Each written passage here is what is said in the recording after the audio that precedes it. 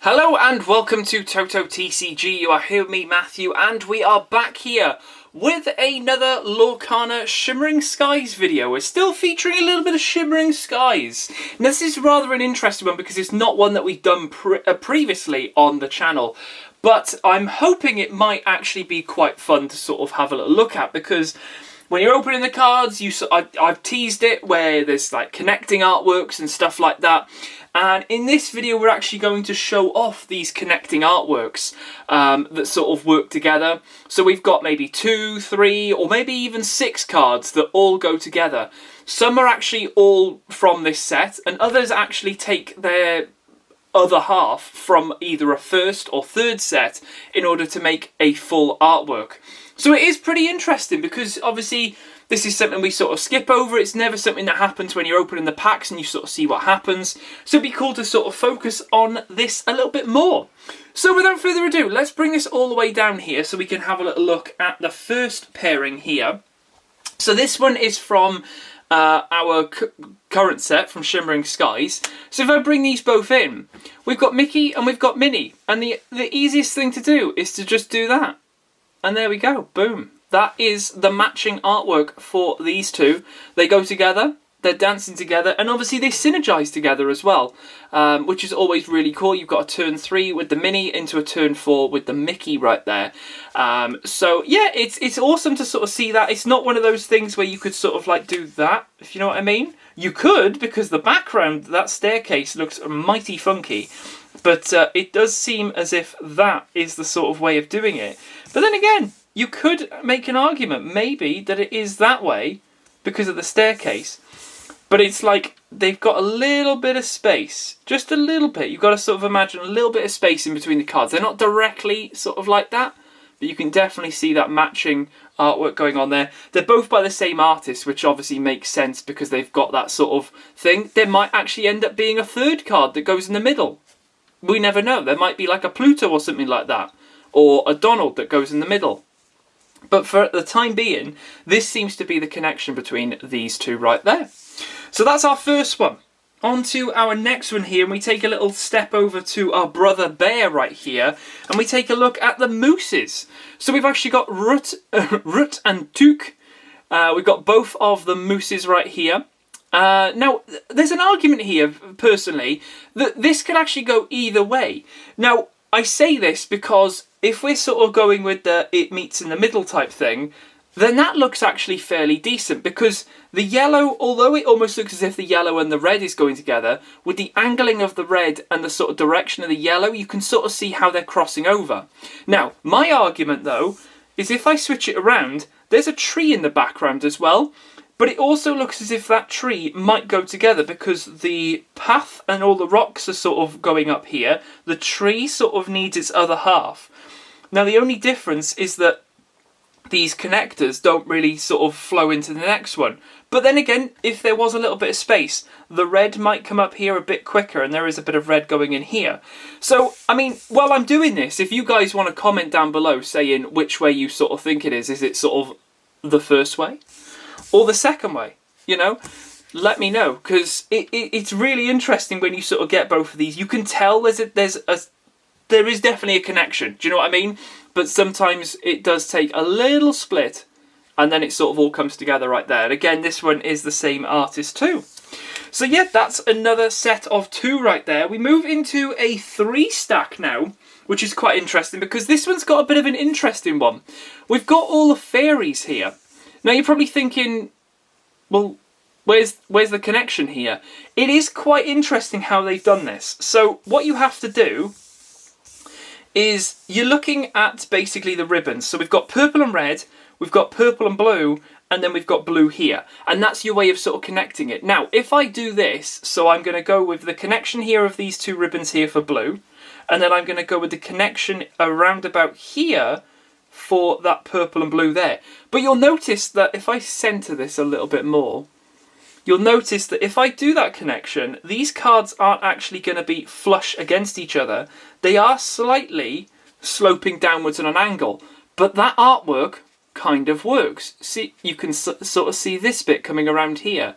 Same here. They could actually do that, because with the gap in the middle, that would make sense with that little gate there.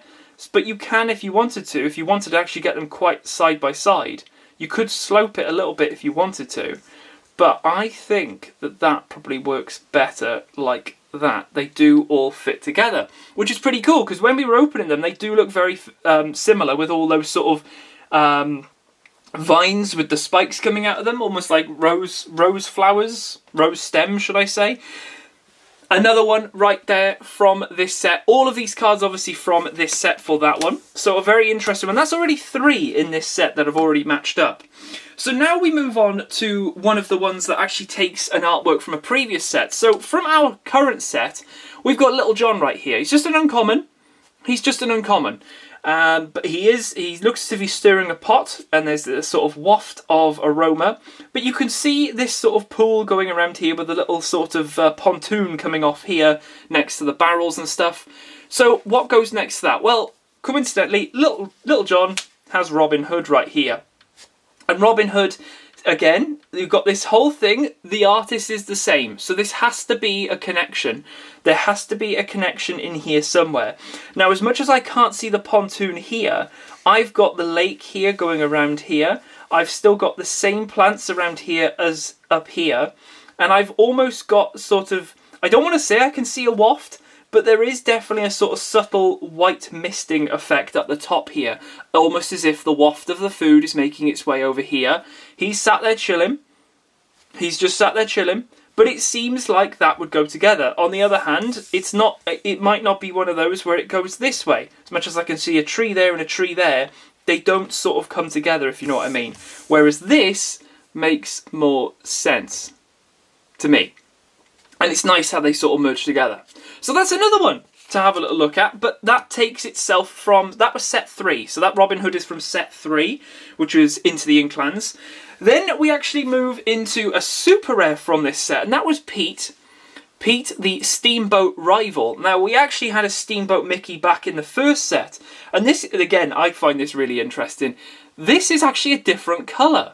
So we've got a ruby, but we've also got an emerald. And if I put these together, there's the artwork right there.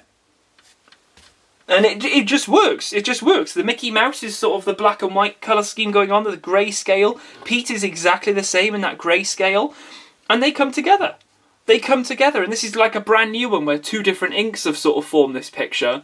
And it just looks really cool. It looks really, really awesome. Very, very nice. Again, taking itself from set 1 and then set 5 here. And then we have a really interesting one, because this one I think has sparked quite a bit of debate as to how it goes about being sort of displayed. And I'm not 100% sure if I've got this correct, so please feel free to correct me in the comments below here. But what am I talking about? Well, we're talking about a lineup of a party here. And we've got Kronk right here, being the security guard. Head of security. That was a super rare from this set, which you can get in the starter deck. So this is how I've done it. Okay, like I said, if you would do it any different, please put it in the comments below. But let's have a little look to see how this works. So we've got Kronk, and he's in front of 2 pillars. Then we've got Yzma, which was a rare from the set. Now you'll notice that's steel and steel. Okay, cool. Yzma has got this very interesting sort of, effect here with the purple of the ribbons sort of coming around here. So we start forming a picture. It gets a bit bigger, because if I put Maleficent then next to Yzma, which was an uncommon from our set, we still continue this theme of the ribbon. We get a little bit more here. I'm going to have to zoom out a bit more here. We go into Prince John. And Prince John has also got it as well. He's a common in the set. So I'm pretty, I like the fact that we go from super to rare to uncommon to common, but I'm not too sure whether it is in the correct order.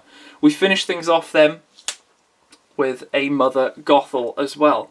So what this does is it takes 4 different inks and it puts them all together with this rather interesting sort of picture, because we have this sort of lineup of Kronk villains outside waiting to go into the party, and Kronk is obviously the head of security.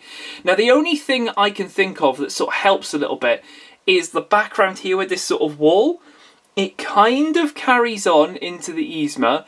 you've got this green effect on Maleficent, which what is not annoying, but there's nothing else that has green on the edges to sort of show this green is sort of affecting their card as well.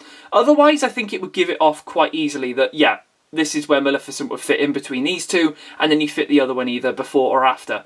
But you've got Maleficent in the middle, the chain sort of carries on, but then I think the more secure of the two is when you've got this purple ribbon here, and it definitely seems to be flowing from Prince John to Mother Gothel, as well as that wall piece as well. Then you've also got the bushes if you wanted to try and line them up, but it can look a little bit odd.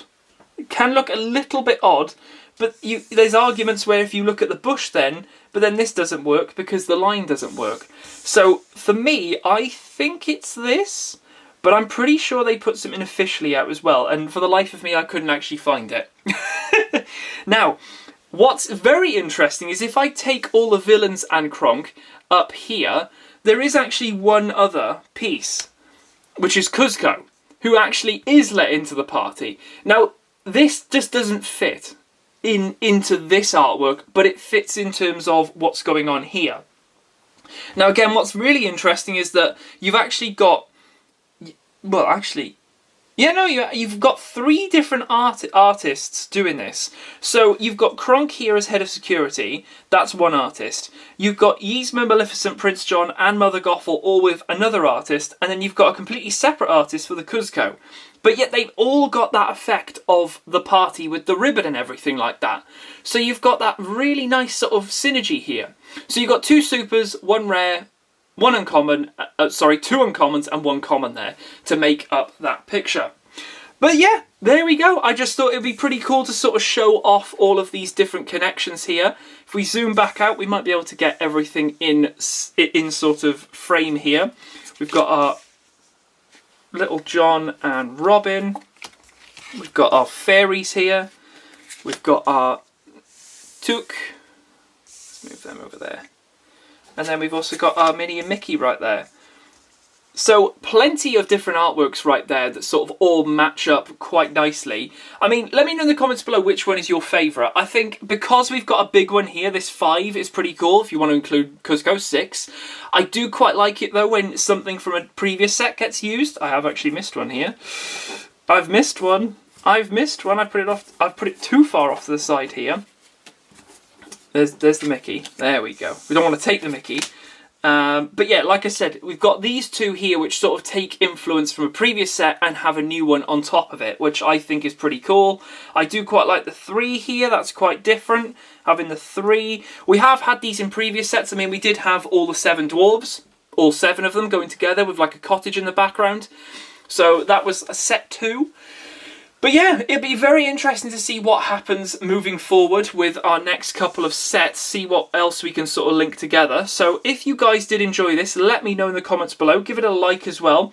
Subscribe for more Lorcana content. As much as our pack openings and stuff have finished for Lorcana for the moment, we will still have them coming up, I think, with our new set in November.